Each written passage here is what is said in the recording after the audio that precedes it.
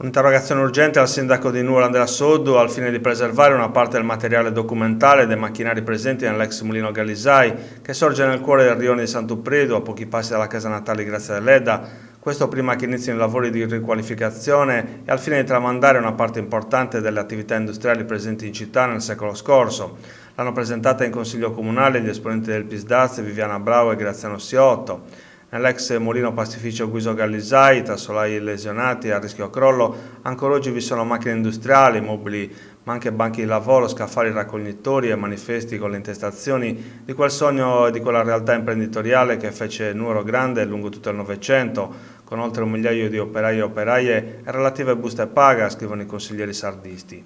Al pian terreno si trovano oggi accumulati decine di sacchi contenenti quintali di documenti pronti per essere portati via ma con destinazione ignota, continuano i consiglieri Brau e Siotto.